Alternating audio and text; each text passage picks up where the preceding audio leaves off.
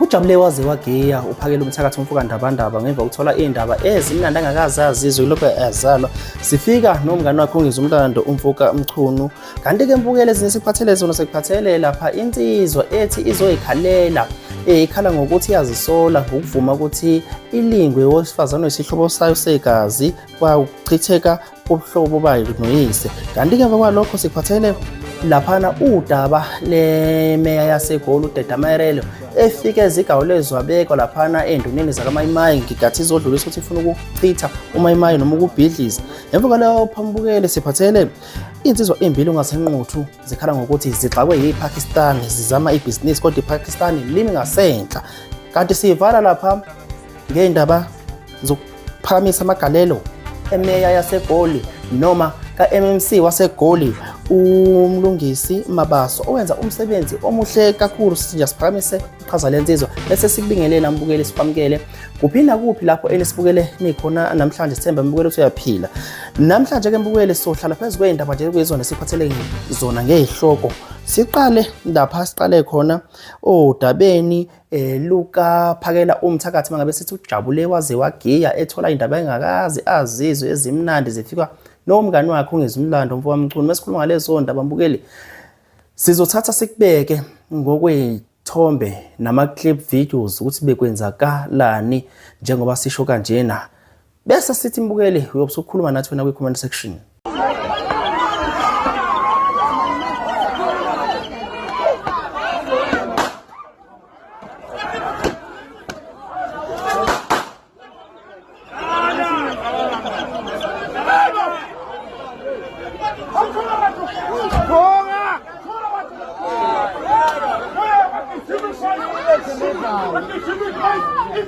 Ngoba ngangayisho lento kwesisikhathi ukuthi ngiyaqala mina ukubona insizwa esencane njengomfowethu uMelusi uZondi okwazi abantu abaphumelele empilweni bafuna ukukhothanyeka bafuna ukuthandazwa njengosopolitiki abasizi umuntu abalekelele umuntu kodwa namhlanje ngibone mina umfowethu ngokwe Business Federation yakhe iBPF akwazi ukukhanda amamiliyoni angamphezulu ka100 amanye nemali angenayo kwayena ngiyangizwa bafowethu uma ke ubaba ekhaya noma uhulumeni wenza into enjengaleyo manje ke kwaqhamuka osomabhizinisi abangaphansi kweFederation abangayitshela futhi ngishiposi bafona kimi nomfowethu bamthinta kodwa basebengasho ukuthi bazokwenza kanjani ngibona sengifonelwa mina sithi amacingwane asifuni ukuvela kodwa ufuna wazi ukuthi mfowethu singaphansi kwayo inkosi leli gama wawulisho lokuthi kunamamillionaires ewakhandela inkosi mina ngomunye wawo kodwa ngoba umhlaba esiphila kuwo umhlaba wameva umhlaba womona siyacela mfowethu usihlangane nawe endaweni ethize nazi ikhiye mfowethu hamba usimele ngoba njengoba umongameli uMaphinzi ufika unikeze umfowethu abadala awu amen amen amen.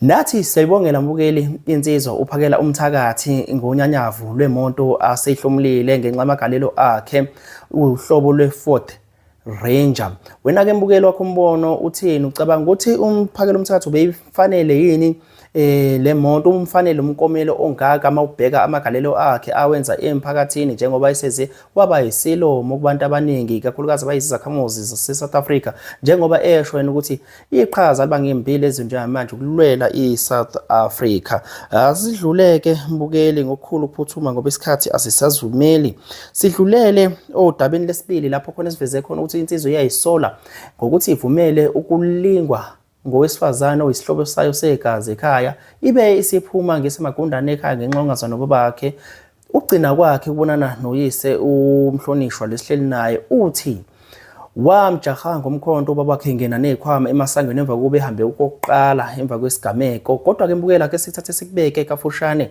kuhloko nje sevideo sikuphathele zona yazi into engizokhuluma lento yangiqabalisa nobaba wami yasuka khona ejardini yabona yasuka khona ejardini khona umuntu wangilinga yabo baba wangilinga so lokho kulingeka lokho kwenza ukuthi mina ubaba wami ngabe sangifuna ejardini angazi ukuthi mawuthi kunomuntu wakulinga ukuthi leyo nto leyo abantu abaningi bayazi mara ukuthi ngiyasaba ukuyikhipha okay yabona ngiyasaba ukuyikhipha emoyeni ukuthi ne kwenza ngalinge kangane kodwa ilezi zinto lezi abantu abadala hayi khona umuntu wangilinga emva kwaloko ngaqabana nobaba ubaba akasangifuni ukulala ngihambe khona nabanye ifamily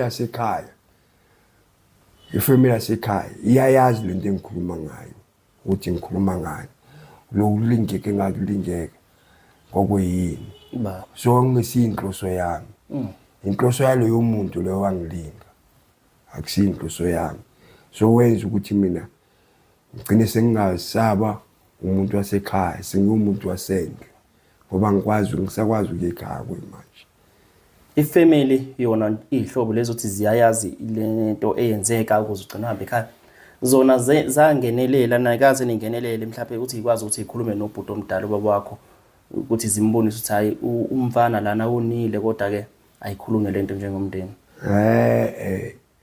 bone angazi noma ukuthi bangenelela for bangenelelanga angazi ngoba kokugcina ngiyekhaya ngathi mangena ngegate ngathi ngo-99 mangiyekhaya ngazama ukuthi ngingene ngegate ngingene ekhaya ngithi ngiyekhaya ngithi ngiyoxolisa kubaba ubaba kazange afuna ukukhuluma nami wakhipha umkhonto endlini wafuna ungigwaza ngomkhonto ngaphuma ngabaleka ejardini so lo ngagcina ngalelanga ngibona nobaba yabo mawukhuluma ngokuthi walingeka just ukusakhela isithombe esincane nje sisho angesisho ukuthi wenzani sikhuluma ukuthi mhlawumbe walingwa umuntu wesimame la noma ngalingwa umuntu wesimame ekhaya egcekeni kuyazwakala so leyo nto leyenza ukuthi mina nobaba singabe sisazwana yabo kodwa manje kwangesinhloso yami naye ubaba uyakwazi lokho ukuthi kwangesinhloso yami ngale okay inhloso yaleyo muntu loyo nabasekhaya abanye ifamily kababa wami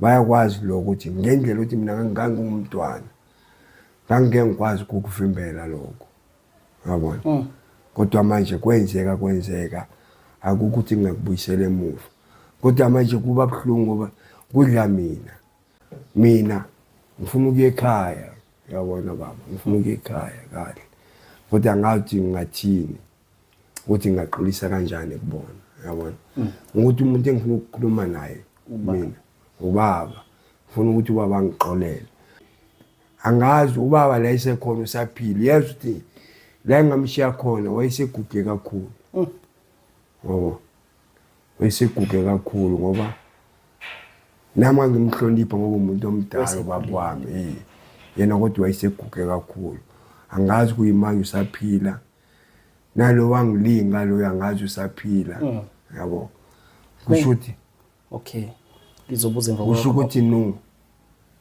bengicela ukuthi ke abanye ihlobo la bekhona la ukuthi bayangibona bezwe usize engilona ngilosizini ngoba ngiyahlupheka kuyimanje angazi ukuthi why ngihlupheka ngokuthi sigawulo amakhanda zinqunywe zishiwe ngoba nakusasa kuseyiso isikhathi imbukeli kodwa ke lolu daba udaba oluhlukile ngoba solithula lona lo hamba lodwa besakuthi asigabisele nje okwamanje siphinde imbukeli sihlabele phambili ngenxa ukuthi isikhathi asisekho kakhulu lapha ke mbukeli kwisihloko esikuphathele zona ebezivize khona ukuthi imeya yaseGoli uDidamarele ufika wayigawuleza abeka nje kade efika endaweni yakwaMayimaye endaweni ethandwa abantu kakhulukazi amabhinqa esize yayintandokazi nakulabo ekuthiwa abantu abanestayela abaphethe istayela ama model C nabanye omacaphuna kusale imeya lena ifike yazobheka ukuthi kwenzakala lapha kaMayimayi. Isithi-ke ifice uMayimayi ungekho esimeni esihle, kukhona lapho efisa ukuthi idilize khona uMayimayi lapha nalapho. Lokho kusho ukuthi izophazamisa ibhizinisi labantu. Wena-ke mbukeli ngasekhaya uthini ngalokho? Naku umbukiso esiphathele wona.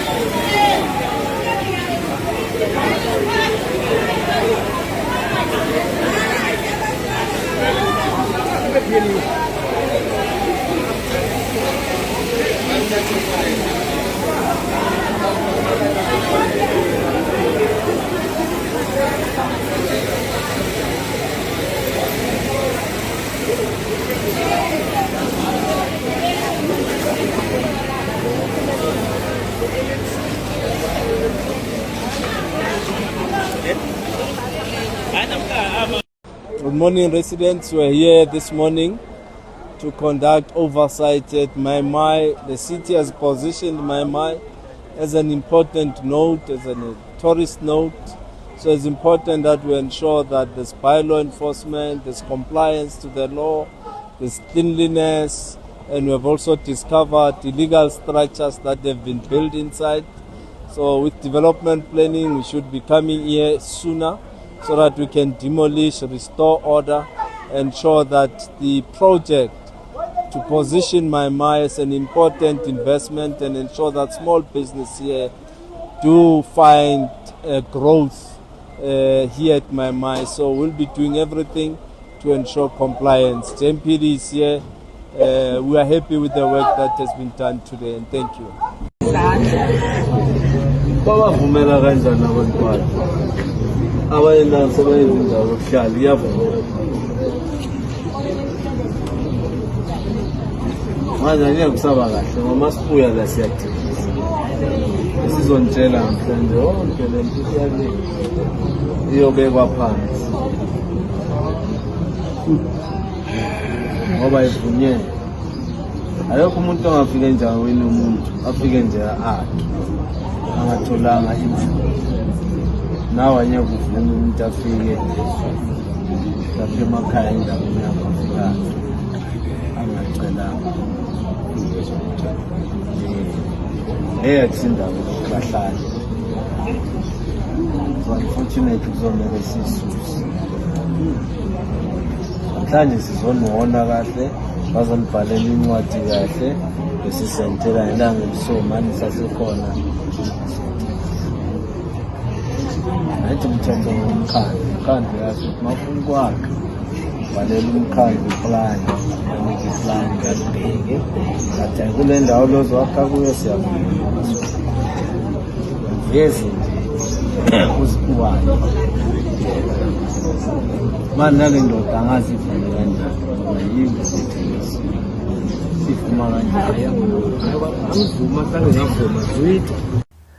Unombono wakho umbukele sithanda ukuthi siwuzwe ukuthi wena ngabe uthini na imeya bekufanele yini ukuthi ize ifike lapha yini inhloso yokuthi idilize ngabe ukukhucula uMayimayi njengoba uMayimayi selokhe wabanjena noma ingoba ilisana nokuthi abantu bazama ngendlela abazama ngayo.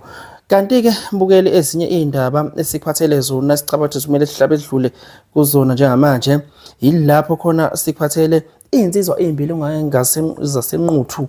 Lezi insizwa ezimbili zingosomabhizinisi abanekusasa futhi elihle ebhizinisini kodwa zikhala ngePakistan noma ngokufika ezithi cha uzimise kabi ngalendlela exakile zifisa ukuthi umphakathi ungenelele. Mbukeli wena ungasiza ngaliphi lana noma iliphi igama ungabapha lona ukuthi abazame kodwa ke mbukeli asikunikeze iclip umbukiso kuyiwona ozokwenza ukuthi understand ukuthi ngabe kwenzakalani.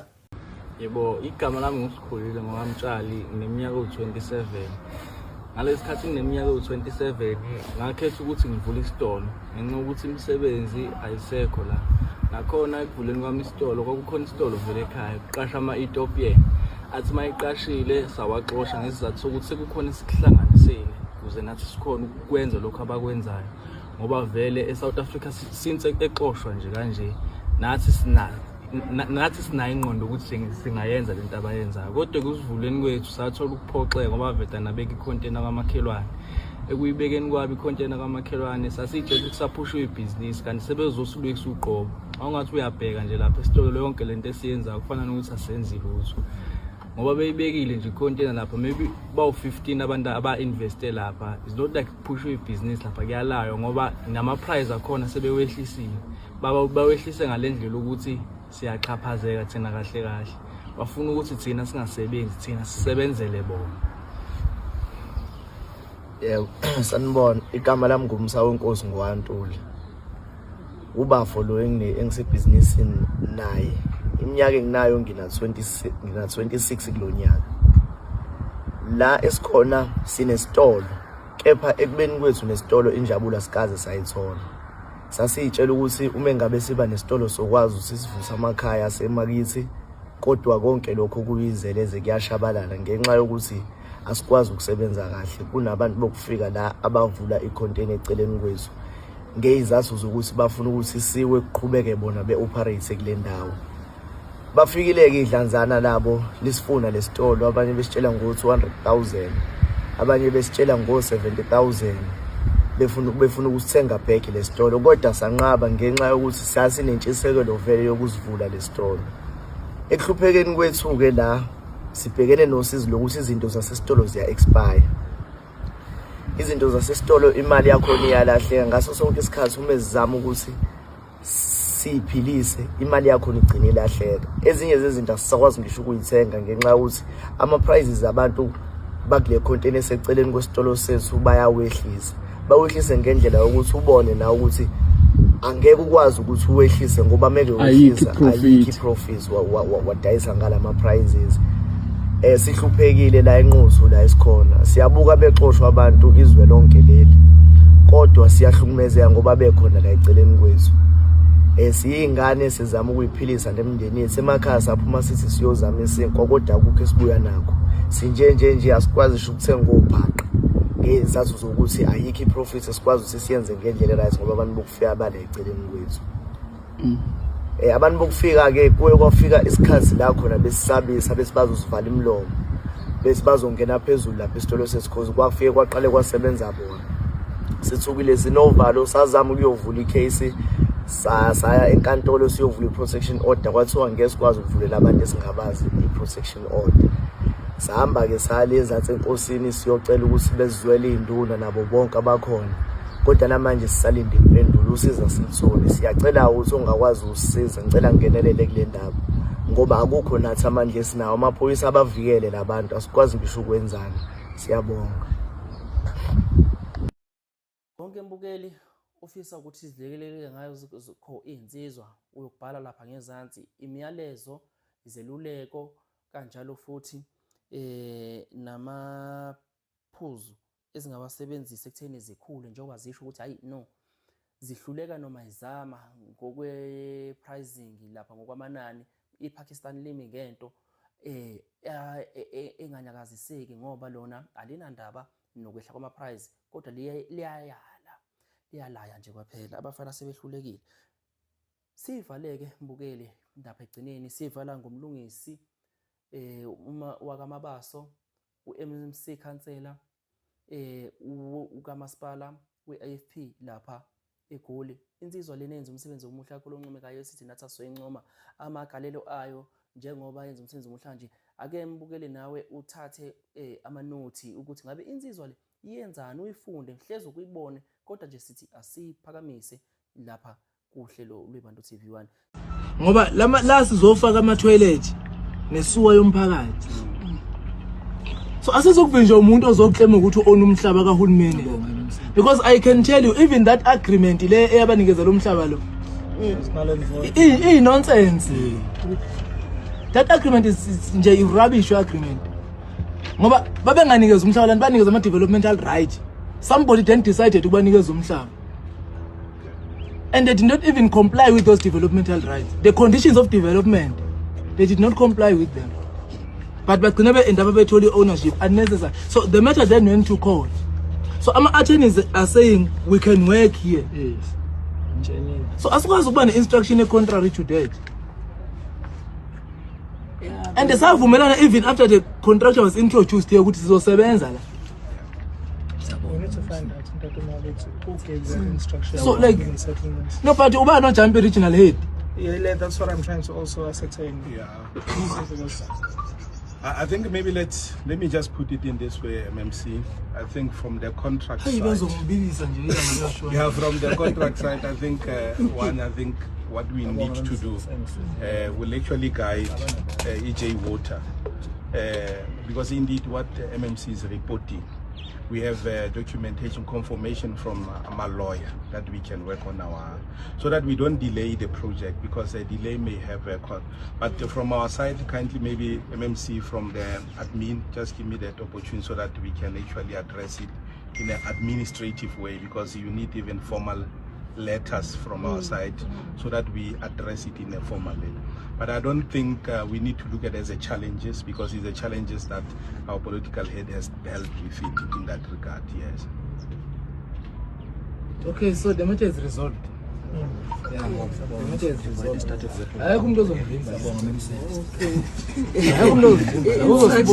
Ndayithiwa ngoba phela vele manje i-contractor iselena 60 meters on this side and bebafuna kumuvela la, but Khoza wathi no. And move until you finish this line, which is next week. So kwamanje nje i-contractor nayiqedza manje beyingeke ibe nawo umsebenzi. I think that which was a blessing. So by Monday, so the communication. Talk to our attorneys. So I just got a letter from the attorneys confirmation. Yes, I understand what is figure. See, show when you can about some decisions elsewhere. Was what is the third business? No. Oh, should you have access to the land and this board?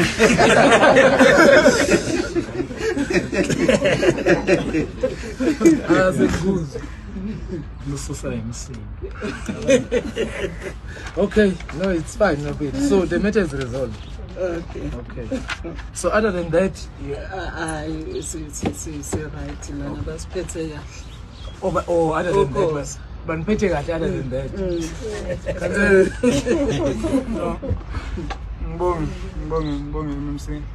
From my side, izikho inkinga engaka engizitholile ngaphandle kokuthi le ngicala ukuyithola surprise le ukuthi abanye sebekhathele Nkosi yami. And you will understand because this is collection nje iyashisa namhlanje. So kodwa siyabonga kakhulu nomsebenzi esisubonile in all the hostels. Umsebenzi indlela esiwenza ngakhona eJohannesburg Water. And sibonga kakhulu ukuthi ama project lawa onke ayamuva and ama challenges akhona mancane. So and the appreciation even from the project managers, from government, from the contractors, they appreciate the role in the contribution eyenziwa ama leaders ne community ekuthatheni ownership ye project nokubancedeni eku resolveni ama issues asuke ebakhona njengoba kusetshenzwa nje. So siyabonga kakhulu lokho. Kodwa engicabanga ukuthi kufanele si-address kule project le in particular i completion date. Nje uNovember nje it's a no. And ngiyacela colleagues from Johannesburg Water, no extension beyond the end of October. No. So kufanele kusho October sebeqedile ukusebenza lapha. So lama lezi izathu bengiyeza lama issues zathu bengiyeza wona nje I'm not going to take them. Asizokuthatha isikhathi eside ukunikeza abantu ama services. Yabo. Aswafuni lama chemical toilets esiwabona lokho egcwele la. Yabo. So kufanele bethu ama ablution blocks are right, are decent, are dignified. So as pushing uqeda ngiyazi ukuthi kuba nama economic opportunities and bathola umsebenzi nani, but in the process of that kufanele sibuye sikhumbule ukuthi it's about service delivery to emphakathini. So abantu balindile bayabona kuyasetshenzwa singathatha isikhathi eside kakhulu sisebenza ekubeni abantu bengenawo ama-operation facilities kuyimanje yabo. So asizameni ukuphusha. Ngiya-appreciate lento ebenzama ukuyenza but asisekho isikhathi sayo. Asisekho nje isikhathi sayo. Asiqedeni umsebenzi ukuze abantu bezokwazi ukuthola infrastructure ngendlela efanelekile bekwazi ukuyisebenzisa. Kodwa siyabonga kakhulu. I think we'll come back well sizoyamonitor very close now lama project up until eba completed. So sizobuya nje maybe after 30 days or 40 days, but ke sizonikeza isikhathi so ukuthi nikwazi ukuthi nisebenze, and we are expecting ukuthi masibuya funeke sifike ukusebenza sekhambe kakhulu. Akhona amanye ama-hostel engizohamba kuwo nomeya like nje i-Midlands i-women's hostel kufuneka yobona because kwakunenkinga enkulu laphana yeSuwa Village, kwase kunedamu leSuwa nje engibonile ukuthi sewumningi kakhulu umsebenzi asebewenzile laphana. So kufanele si-appreciate kakhulu uJohannesburg Water nakwi-contract. So kufanele sibuye laphana ukuze naye akwazi ukubona i-progress esesiyenzile njenge-department. Lezi zaseDube kufanele siyi-connect izindlu sikwazi uku-allocate abantu because kudala ihleli zi-vacant. So nakhona kufanele ngibuyele nawe siyakwazi ukubona loya msebenzi eseswenzile. Lana can only bring masekuyophela sekunama-structures aminingi so that ezokwazi ukubona umsebenzi umuntu ongawu-understand umsebenzi owenziwa njengamanje izoba confused ukuthi yini lento eyenzakalayo. So kufanele towards the end of the project then bese sikwazi ukubaletha bezokwazi ukubona umsebenzi esiwenzayo. So kodwa njalo than that siyabonga kakhulu baholi, siyabonga umphakathi, siyabonga khansela ngomsebenzi nje owenzakalayo la nokuthi ama-project ethu onke, in fact in all the hostels la esibuya khona ama-project ethu ahamba kahle kakhulu. Abaholi bayingxenye yama-project ukulekelela ukuthi inkinga mazikhona zikwazi ukuresolveka ngokukhulu ukushesha. Nomphakathi futhi awuphazamisi usebenzisana nje nabaholi ukuthi makuneyinkinga kutholakale ama-mechanism okulungisa lezo yinkinga lezo. Engicabanga ukuthi lokho kufuneka sikubonge kakhulu ngoba isikhathi esiningi masike sa-introduce ama-project siba neyinkinga zama-stoppages, abantu sebevimba ama-site sebe-raise lokhu yaba-raise lokhu. Kodwa kulawo ama-site esesiwahambele onke namhlanje including nale ekade siwahambele e-Alex izolo ema-hostel ase-Alex, iy'nkinga nje azikho. Umphakathi uya-appreciate futhi uyasebenzisana nabaholi nama-contractors ukuthi i-project ikwazi ukuphela kahle ngesikhathi. So siyabonga. Siyathemba mbukeli ukuthi sihambe sasafika nawe lapho esikhona njengamanje ngokwezindaba. Mewuthi uyithandile indlela esisebenze ngayo nawe njengamanje, sicela ukuthi uyilike ivideo, usubscribe ukuze sizoqhubeka nathi sikhuthane senze wona lo msebenzi. Siyabonga, siphinde sihlangane ngokuzayo.